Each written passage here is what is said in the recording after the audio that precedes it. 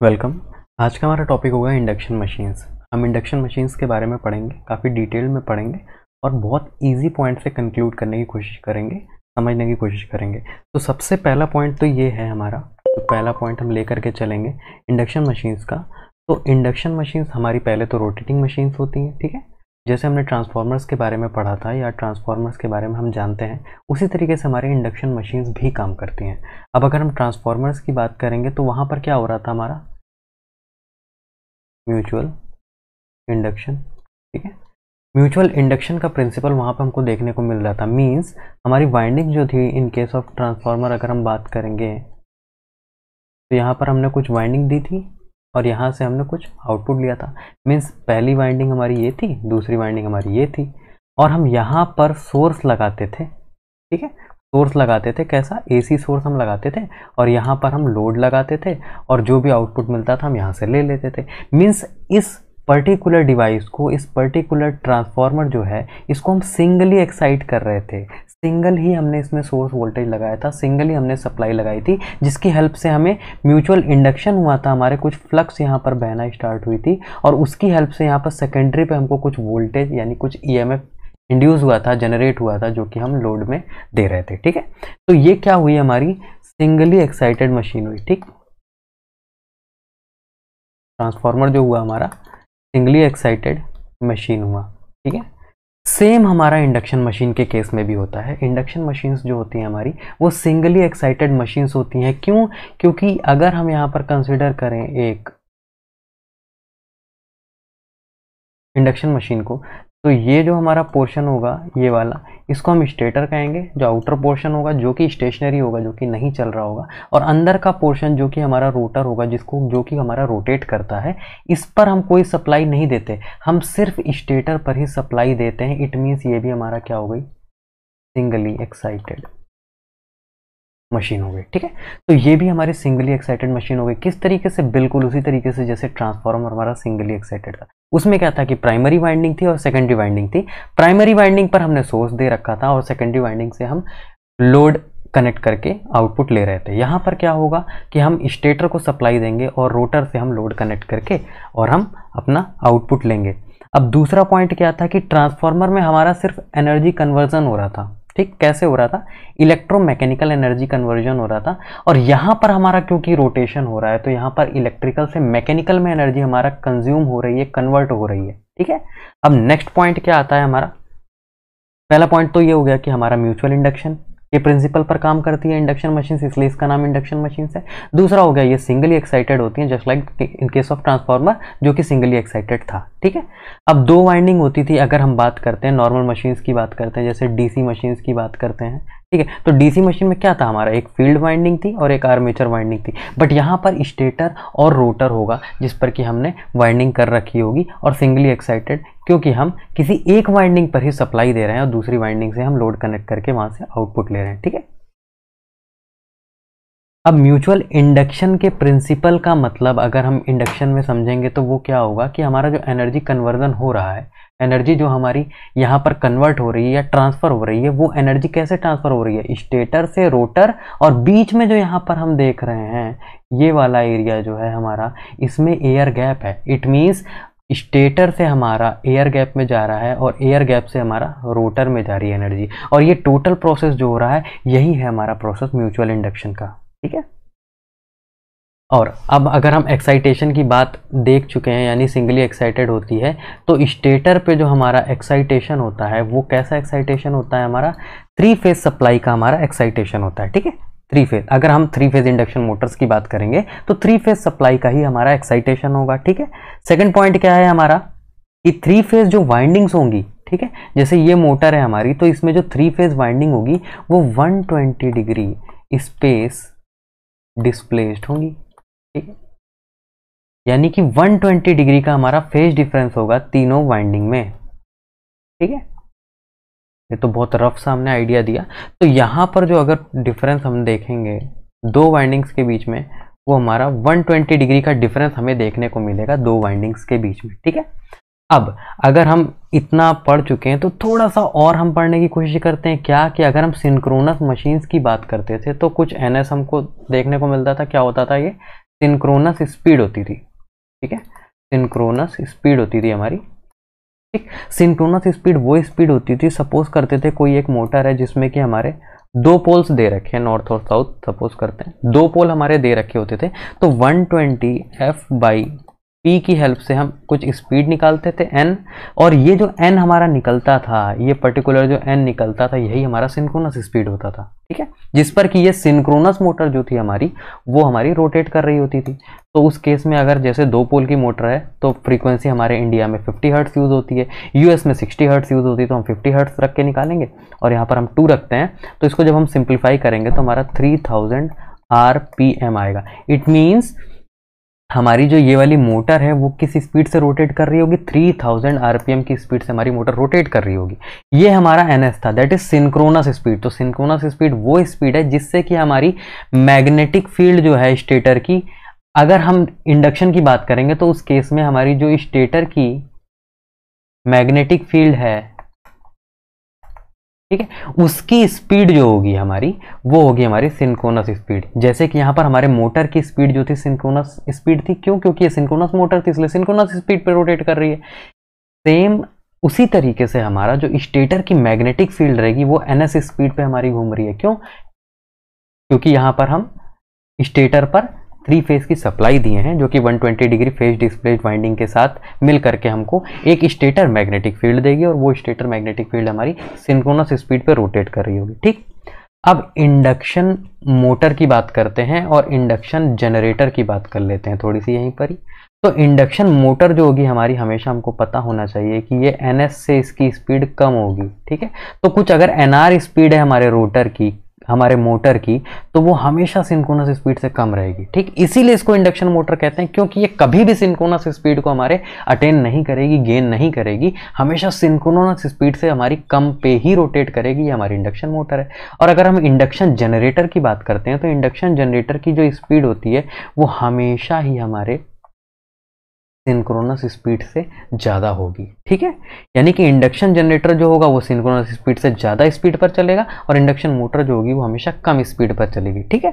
अब induction motor हम different applications देखते हैं, पंखे में, फैंस में हमारे यूज़ होती है, एग्जॉस्ट में यूज़ होती है, ठीक है, और हमारे ट्यूबवेल्स वगैरह में यूज़ होती है, समरसेबल्स में यूज़ होती है। और इंडक्शन जनरेटर की बात करें तो हमें जनरेशन करना है, ठीक है।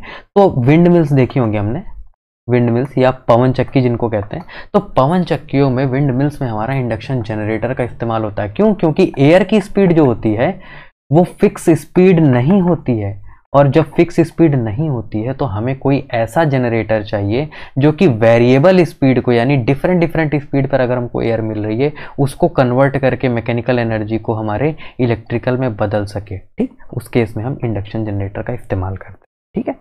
तो ये पॉइंट तो हमारे हो गए कि हम इंडक्शन मशीन्स के बारे में थोड़ा सा हमने पढ़ लिया कि हाँ इंडक्शन मशीन किस प्रिंसिपल पे काम करती है, किस किस्म की मशीन होती है ये हमारी, ठीक है, सॉरी, किस किस्म की ये मशीन होती है हमारी।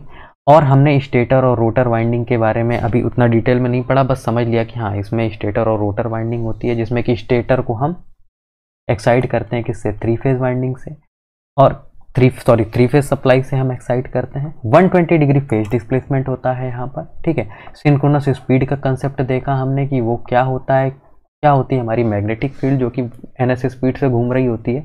इंडक्शन मोटर और इंडक्शन जनरेटर के बारे में देखा, ठीक है। अब हम एक छोटा सा कंपैरिजन देखते हैं बिटवीन ट्रांसफॉर्मर, ठीक, क्योंकि हमने जहाँ पे भी पढ़ा होगा तो इंडक्शन मशीन्स को, इंडक्शन मोटर्स को हम ट्रांसफॉर्मर की तरीके से पढ़ने की कोशिश करते हैं, क्योंकि काफ़ी ज़्यादा सिमिलैरिटीज़ होती हैं, ठीक है। तो इंडक्शन मशीन्स और ट्रांसफॉर्मर के बीच का हम देखने की कोशिश करते हैं कि इन दोनों के बीच में हमें क्या डिफरेंसेस मिलेंगे या क्या सिमिलैरिटीज़ मिलेंगी। तो सबसे पहले अगर हम बात करते हैं ट्रांसफॉर्मर्स की, तो इसमें हमारा 2 तरीके की वाइंडिंग होती है। पहली को क्या कहते हैं, प्राइमरी वाइंडिंग, और दूसरी को कहते हैं सेकेंडरी वाइंडिंग, ठीक है। तो यहाँ पर हमारी 2 वाइंडिंग यहाँ पर भी होती हैं, पहली को हम कहेंगे प्राइमरी, दूसरी को हम कहेंगे सेकेंडरी। और अगर हम इंडक्शन मशीन्स की बात करते हैं, इंडक्शन मशीन्स में क्या हो जाता है, वही चीज़ हमारी रोटर हो जाता है और हमारा स्टेटर हो जाता है, ठीक है, यानी रोटर और स्टेटर वाइंडिंग, ठीक। तो ये तो पहली सिमिलैरिटीज है कि 2 वाइंडिंग इसमें भी होंगी, इसमें भी होंगी, ठीक। सेकंड क्या होता है हमारा, जो हमने पढ़ा ऑलरेडी, कि सिंगली एक्साइटेड मशीन्स हैं दोनों ही, ठीक है। तो दोनों ही हमारी सिंगली एक्साइटेड मशीन है, तो हम सिंगली एक्साइटेड क्यों, क्योंकि सिंपल प्राइमरी वाइंडिंग पर हमने दिया और सेकेंडरी वाइंडिंग से हमने लोड कनेक्ट कर दिया। इसमें भी हमने स्टेटर पर सोर्स दिया और हमने रोटर से अपना लोड जोड़ दिया, ठीक। तो ये सिंगली एक्साइटेड मशीन्स होंगी। फिर अगर हम बात करते हैं कि स्टेटर जो होता है, इस केस में अगर हम देख लेते हैं तो स्टेटर से हमारा दो चीजें हमारा देखने को मिलती हैं स्टेटर से। पहला क्या हो गया कि स्टेटर पे ही जो हमने सप्लाई जोड़ रखी है, स्टेटर पे ही जो हमने सप्लाई जोड़ रखी है, उसी की वजह से कुछ फ्लक्स यहां पर हमको जनरेट होगा। उसी फ्लक्स से ही तो हम म्यूचुअल इंडक्शन की हेल्प से और एनर्जी को ट्रांसमिट करेंगे रोटर तक। तो एक फ्लक्स जनरेट होगा, वो किससे होता है, स्टेटर से ही होता है। और अगर हम बात करेंगे स्टेटर से दूसरा क्या फिनोमिना होता है, तो ये जो हमारा सोर्स करंट होती है उसको भी हमारा मोशन में ला रहा होता है। इट मीन्स वो भी इसी से ही फ्लो हो रही होती है। क्यों, क्योंकि अगर हमने देखा है कि यहाँ पर अगर हमने 3 फेज की वाइंडिंग दे दी है स्टेटर पर, ये अंदर हमारा रोटर है, अगर 3 फेज की वाइंडिंग दे दी है तो सोर्स अगर जैसे सपोज करते हैं यहाँ पर लगा हो, तो करंट भी तो यहीं से ही फ्लो हो रही है, ठीक। करंट भी यहीं से फ्लो हो रही है और करंट फ्लो हो रही है, वही तो रिस्पॉन्सिबल है, ये करंट ही तो रिस्पॉन्सिबल है किस चीज के, उस फ्लेक्स को सेट करने के, जो कि यहाँ पर हमारे मशीन में या मोटर में या स्टेटर में, स्टेटर से ट्रांसमिट होकर के रोटर की तरफ जाएगा। उसके लिए भी तो यही रिस्पॉन्सिबल है। इट मीन्स ये जो स्टेटर यहाँ पर है, स्टेटर की वाइंडिंग है जो हमारी यहाँ पर, वो जो एक्साइटेशन हम स्टेटर पर दे रहे हैं, वो हमारे दो चीज़ों के लिए रिस्पॉन्सिबल है। पहला तो हमारा फ्लक्स है, ठीक है, फ्लक्स है हमारा पहला, और दूसरा क्या है, हमारा सोर्स करंट है, ठीक है, सोर्स करंट के लिए भी रिस्पॉन्सिबल है, ठीक। अब अगर हम बात करते हैं ट्रांसफार्मर की, तीसरा पॉइंट जो है हमारा, ठीक, तो क्या है कि ट्रांसफार्मर में हमारा कोई भी एयर गैप जो है वो प्रेजेंट नहीं होता अनटिल अनलेस कि हमने उसको कट ना किया हो। अगर हमने कट नहीं किया होगा तो हमारा किसी भी तरीके का एयर गैप यहाँ पर प्रेजेंट नहीं होगा ट्रांसफार्मर में। तो हमने यहाँ पर वाइंडिंग लगाई प्राइमरी और यहाँ से सेकेंडरी हमने वाइंडिंग ली। उस केस में क्या है कि हमारा फ्लक्स जो है ट्रांसफर हो करके और इलेक्ट्रोमैकेनिकल एनर्जी कन्वर्जन हमारा कर देगा। मीन्स ये जो म्यूचुअल इंडक्शन होगा ट्रांसफार्मर में, इसमें कोई भी एयर गैप जो है वो प्रेजेंट नहीं है। और एयर गैप प्रेजेंट नहीं है, इट मीन्स और भी चीजें हम देखते हैं। क्या, एयर गैप नहीं प्रेजेंट है तो रिलक्टेंस भी जो हो जाएगा वो लगभग जीरो हो जाएगा, या रिलक्टेंस की वैल्यू जीरो तो नहीं, कम हो जाएगी काफी। क्यों, क्योंकि एयर गैप नहीं प्रेजेंट है। और आयरन का रिलक्टेंस जो होता है हम उसको इग्नोर कर सकते हैं, ठीक। तो इट मीन्स रिलक्टेंस की वैल्यू काफ़ी ज़्यादा कम हो जाएगी। और अगर हम यही अगर हम इंडक्शन मशीन्स की बात करते हैं तो सपोज करते हैं कि ये हमारा रोटर है, ठीक है, ये हमारा स्टेटर है। तो अगर हम स्टेटर पे सप्लाई देते हैं, स्टेटर पे अगर हम सप्लाई देते हैं, करंट इससे फ्लो होती है और फ्लक्स यहाँ से जब बहना चालू करता है तो फ्लक्स को पहुंचना है रोटर तक। रोटर तक पहुंचने के लिए सबसे पहले स्टेटर से फ्लक्स निकला। पेन को चेंज करके हम यहाँ पर समझने की कोशिश करते हैं, थोड़ा और इजी वे में समझ में आएगा। तो स्टेटर से हमारा फ्लक्स निकला और ये जो बीच में एयर गैप प्रेजेंट है, ये पर्टिकुलर एरिया जो हमारे एयर गैप का है, इससे पास हुआ। उसके बाद फिर ये रोटर तक पहुंचा, ठीक। इट मीन्स स्टेटर से निकला है और एयर गैप में पहुंचा है फ्लक्स, एयर गैप से फ्लो होकर के फिर हमारा रोटर तक पहुंचा है फ्लक्स। इट मीन्स यहाँ पर एयर गैप का भी इन्वॉल्वमेंट है। अगर एयर गैप हटा देंगे और दोनों को आपस में मिक्स कर देंगे या एयर गैप जीरो कर देंगे तो मोटर कैसे रोटेट करेगी? फ्रिक्शन की वजह से अगर सेम आपने रख दिया रोटर और स्टेटर को तो मोटर आपकी मूव ही नहीं करेगी। तो इसलिए एयर गैप तुमको प्रोवाइड करना पड़ेगा। इन केस ऑफ ट्रांसफार्मर हम एयर गैप तभी दे सकते हैं जब हम चाहेंगे कि यहाँ पर कुछ कट लगा हो, यहाँ पर हमने कुछ कट दे रखा हो ट्रांसफार्मर में, उस केस में हमको एयर गैप इंट्रोड्यूस कर पाएंगे। बट इंडक्शन मोटर्स की अगर हम बात करेंगे तो यहाँ पर तो एयर गैप हमारा रहेगा ही रहेगा, ठीक है। तो एयर गैप यहाँ पर रहेगा तो रिलक्टेंस की वैल्यू भी जो होगी वो ज्यादा होगी एज कंपेयर टू ट्रांसफार्मर, ठीक है। अब क्या है, अगर हम बात करते हैं कि ट्रांसफार्मर्स में हमारा रिलक्टेंस जो है, रिलक्टेंस की वैल्यू हमारी कम होगी। कैसे कम होगी वो हमने समझ लिया है। क्यों? क्योंकि यहाँ पर हमने एयर गैप नहीं दे रखा है, ठीक है, हमने एयर गैप यहाँ पर नहीं दे रखा है।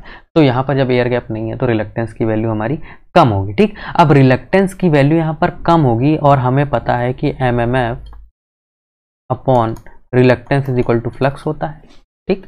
तो अगर रिलक्टेंस की वैल्यू कम है और फ्लक्स हमें सेट करना है, ठीक, फ्लक्स हमें सेट करना है, एमएमएफ कांस्टेंट है, तो अगर रिलक्टेंस कम है तो फ्लक्स की वैल्यू ज़्यादा हो जाएगी ना। इट मीन्स अगर ये डिनोमिनेटर की वैल्यू कम है तो ये वाली वैल्यू हमारी ज़्यादा हो जाएगी।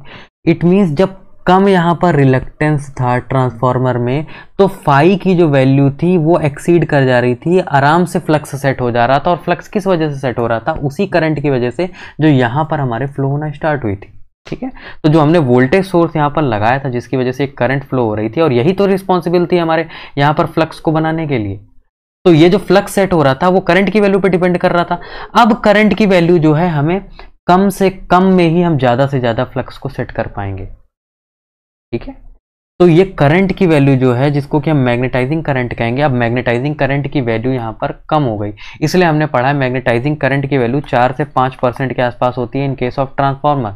वहीं अगर हम इंडक्शन मशीन्स की बात करते हैं तो क्योंकि रिलक्टेंस यहाँ पर ज़्यादा है, तो रिलक्टेंस को हम जैसे ही ज़्यादा करेंगे फाई की वैल्यू यहाँ पर कम हो जाएगी। In case of induction machines phi की वैल्यू कम हो जाएगी, और फाई की वैल्यू जैसे ही कम होगी तो उसको ज़्यादा करने के लिए, उसको अच्छे से सेट करने के लिए हमें IM की वैल्यू को इंक्रीज करना पड़ेगा। ठीक है, मैग्नेटाइजिंग करंट की वैल्यू हम अगर इंक्रीज करेंगे इट मीन्स हमें करंट ज़्यादा से ज़्यादा सप्लाई करनी पड़ेगी इसको मैग्नेटाइज करने के लिए, इस पर्टिकुलर हमको डिवाइस को। ठीक, और यही करंट की वैल्यू जो होती है हमारी वो होती है 30 से 35% या 40% तक के आसपास होती है, इसलिए हम इसको इग्नोर नहीं कर पाते। आगे हम चल के देखेंगे इसको। तो जो मैग्नेटाइजिंग करंट की वैल्यू होती है वो लगभग 30 से 35% रहती है। ठीक, और ट्रांसफार्मर के केस में वो लगभग 4 से 5% रहती है। क्यों? Just because of reluctance. और वो रिलक्टेंस किस वजह से आया? एयर गैप की वजह से आया। ठीक है, रिलक्टेंस हमारा एयर गैप की वजह से आया, और एयर गैप की वजह से आया जिससे कि हमें ये कुछ डिसएडवांटेजेस या कुछ एडवांटेजेस भी हैं वो देखने को यहाँ पर हमको मिलते हैं। ठीक है, ये तो हो गया हमारा ट्रांसफार्मर और इंडक्शन मोटर्स के बीच का अंतर। एक और अंतर हम देख लेते हैं, ठीक है, या सिमिलैरिटी जो भी कहें हम। तो एक और चीज़ होती है, ट्रांसफार्मर में हमने पढ़ा था कि फ्रीक्वेंसी जो होती है हमारी वो कांस्टेंट होती है।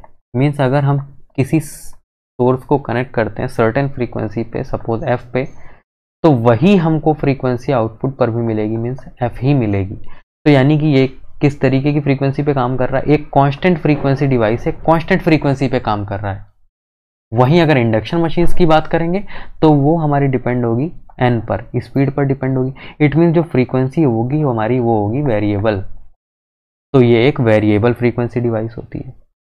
ठीक है, तो ये तो हो गया हमारा अंतर ट्रांसफार्मर और इंडक्शन मोटर्स के या इंडक्शन मशीन्स के बीच का। अब नेक्स्ट पॉइंट हम देखते हैं किस प्रिंसिपल पर हमारा जो है वो इंडक्शन मशीन हमारी काम करती है। ठीक, तो इंडक्शन मशीन के काम करने का प्रिंसिपल देखते हैं और समझते हैं कि किस प्रिंसिपल पर काम करती है या क्या क्या चीज़ें इसके अंदर होती है। तो पहला तो पॉइंट ये है हमारा कि यहाँ पर क्या होता है, सबसे पहले हमने देखा था 3 फेज वाइंडिंग होती है जो कि क्या होती है हमारी 120 डिग्री क्या स्पेस डिस्प्लेस्ड। ठीक है,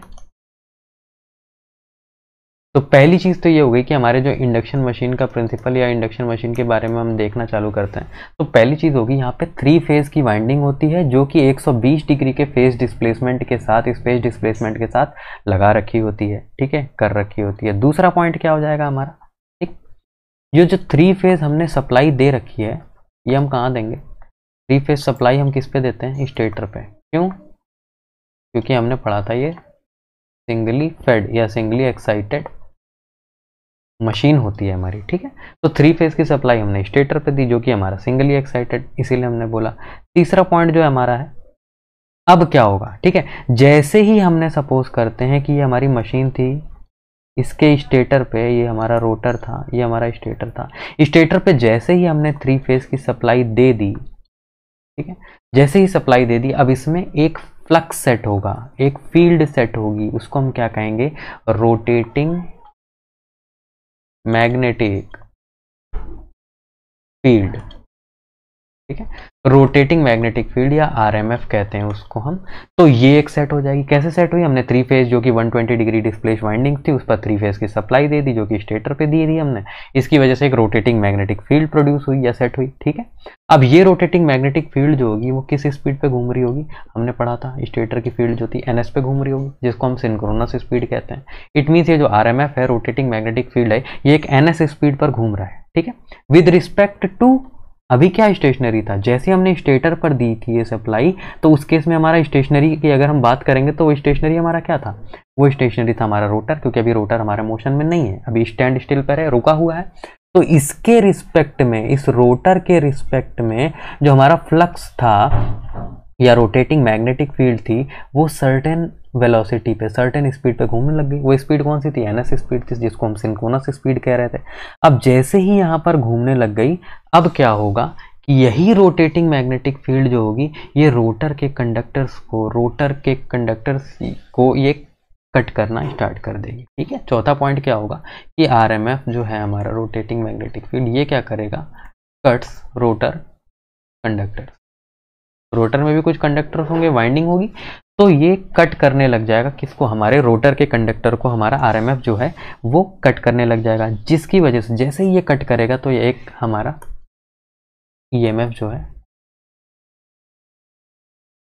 इंड्यूस होना स्टार्ट हो जाएगा। ठीक है, हमें यही तो चाहिए, इंड्यूस ही तो करना है हमको ईएमएफ। कैसे? म्यूचुअल इंडक्शन से हमको इंड्यूस करना है।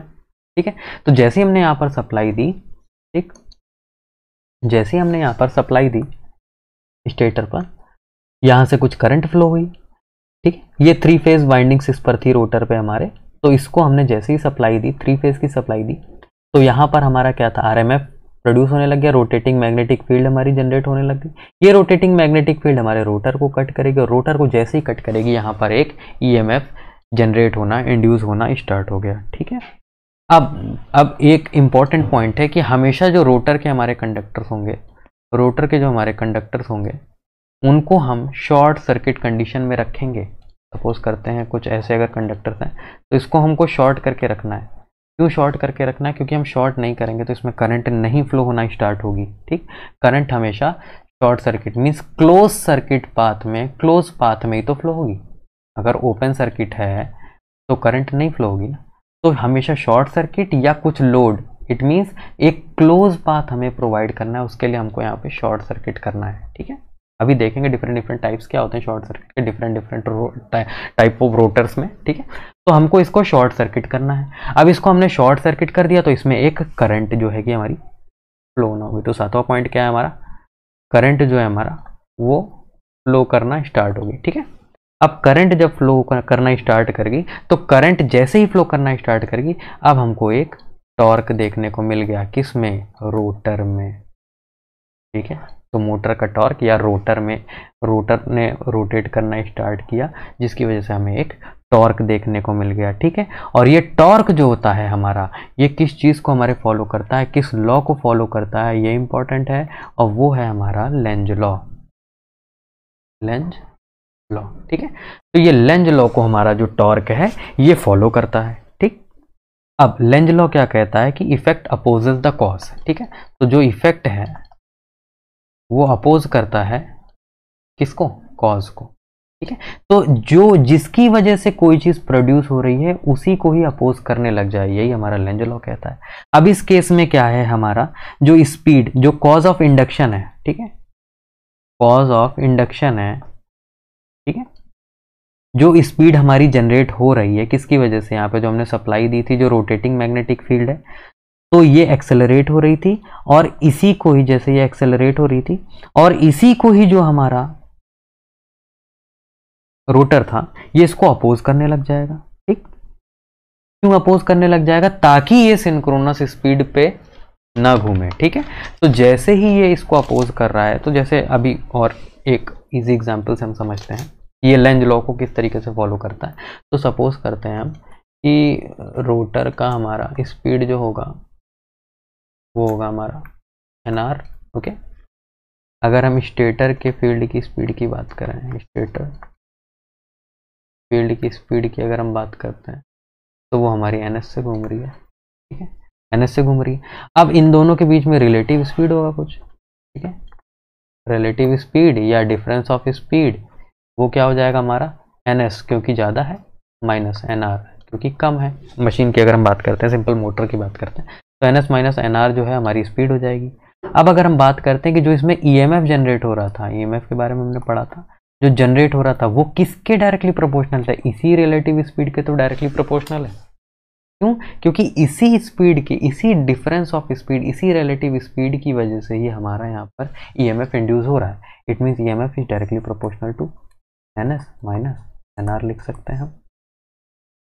अब जैसे ही यहाँ पर इंड्यूस्ड ईएमएफ जो प्रोड्यूस हुआ है हमारा, इंड्यूस हुआ है जो हमारा, वो इसके प्रोपोर्शनल है। तो अब एक और चीज़ समझ में आ जाती है, जैसा कि हमने देखा था शॉर्ट सर्किट जब हमने कंडक्टर्स को किया था तो एक करंट भी थी, वो भी डायरेक्टली प्रोपोर्शनल टू क्या है, NS माइनस NR ही है। और करंट जब यहाँ पर फ्लो होना स्टार्ट हो गई थी, वोल्टेज यानी कि ईएमएफ हमको देखने को मिल गया था, तो एक टॉर्क भी प्रोड्यूस हुआ था, टॉर्क भी directly proportional to NS minus NR ही होगा।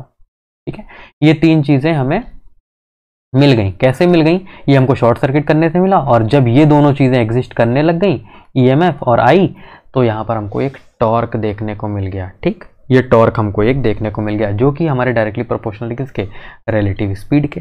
ठीक, इतनी चीज क्लियर हो गई। उसके बाद अब हम देखते हैं कि अगर सपोज करते हैं हम कि मोशन हमारे मशीन में होने लग गया। ठीक, मोशन हमारे मशीन में होने लग गया, रोटर हमारा घूमने लग गया, और रोटर किसी तरीके से हमारा कॉज को अपोज करना, यानी कि लेंज लॉ को फॉलो करते करते, लेंज लॉ को फॉलो किया उसने, और इफेक्ट को उसने अपोज कर लिया। ठीक, इफेक्ट को उसने अपोज कर लिया। अगर अपोज कर लिया, इट मीन्स NR की जो स्पीड थी वो अब NS के इक्वल हो चुकी है। मीन्स रोटर हमारा जो है अपोज करके यहाँ पर NS स्पीड से सपोज करते हैं घूमने लग गया। अब उस केस में रिलेटिव स्पीड जो हो जाएगी हमारी, रिलेटिव स्पीड हो जाएगी हमारी 0। रिलेटिव स्पीड को 0 होते ही हमारा EMF, करंट या टॉर्क सब कुछ हमारा 0 हो जाएगा। और जैसे ही ये 0 हो जाएगा, टॉर्क हमारा जैसे ही घट करके 0 हो जाएगा, वैसे ही स्पीड जो है वो डिक्रीज होने लग जाएगी, सॉरी NR जो है हमारा वो डिक्रीज होने लग जाएगी। ठीक, टॉर्क हमारा किसी पर्टिकुलर अगर बॉडी है, इस पर कुछ टॉर्क लग रहा है, कुछ फोर्स लग रहा है, और ये फोर्स 0 हो जाए, यानी हटा देते हैं इसको, उस केस में अगर ये मोशन में थी कुछ इस तरीके से, अब इसका मोशन रुकने लग जाएगा ना। इट मीन्स अगर कुछ x स्पीड से घूम रही थी तो अब x से कम स्पीड हो जाएगी इसकी। सिमिलरली यहाँ पर जो NS स्पीड पर रोटर हमारा पहुंच चुका था, वापस से जो NS स्पीड पर हमारा रोटर पहुंच चुका था, वापस से घट करके वो NR स्पीड पर आ जाएगा। ठीक है, तो इसकी स्पीड जो हमारे रोटर की है वो वापस से डिक्रीज होकर के NR पे आ जाएगी। और यही प्रोसेस सेम हमारा चलता रहता है कि हमेशा जो लेंज लॉ फॉलो करके जो हमारा रोटर है वो हमारा NS स्पीड पर जाना चाहेगा, और जैसे ही वो NS स्पीड पर जाएगा, रिलेटिव स्पीड हमारी 0 हो जाएगी। रिलेटिव स्पीड जैसे ही हमारी 0 होगी, तुरंत ये NR पर आ जाएगा। सॉरी, उससे पहले हम ये समझते हैं कि रिलेटिव स्पीड 0 होने से क्या हो जाएगा, रिलेटिव स्पीड 0 होने से EMF 0 हो जाएगा, करंट 0 हो जाएगी, और टॉर्क 0 होगा। टॉर्क जैसे ही 0 हो जाएगा, हमारा स्पीड जो हमारी NS पहुंच चुकी थी रोटर की, वो वापस से घट के NR आ जाएगी। और इस तरीके से हर बार चाहेगा रोटर की हम NS स्पीड को पा लें, पर वो नहीं पा पाएगा। और यही हो गया हमारा इंडक्शन मोटर का प्रिंसिपल। ठीक है, तो इस तरीके से हमारा इंडक्शन मोटर या इंडक्शन मशीन जो है इस तरीके से हमारी रन करती है। ठीक है, तो ये हो गया हमारा बेसिक साइड है किसका, इंडक्शन मशीन्स का। अब बाकी का हम नेक्स्ट लेक्चर में पढ़ेंगे। इस लेक्चर को काफ़ी लेंदी कर दिया है, बट हाँ काफ़ी बेसिक था, जिससे कि हमको पता होना चाहिए कि हमारी इंडक्शन मशीन्स जो हैं वो रोटेट आखिर करती तो करती कैसे हैं, या अगर करती हैं तो हमेशा NR स्पीड पे ही क्यों करती हैं, क्यों नहीं वो NS स्पीड या किसी डिफरेंट स्पीड पर चली जाती हैं, क्यों हमेशा कम स्पीड या इससे ज़्यादा स्पीड, इसके बराबर स्पीड पे कभी नहीं रोटेट करती। ठीक है, so this is all about induction machine, जो कि हम पहले लेक्चर में पढ़ चुके हैं। ठीक है, अब सेकंड लेक्चर में हम देखेंगे और आगे की चीज़ों को हम पढ़ने की कोशिश करेंगे। I hope you enjoyed, thank you so much.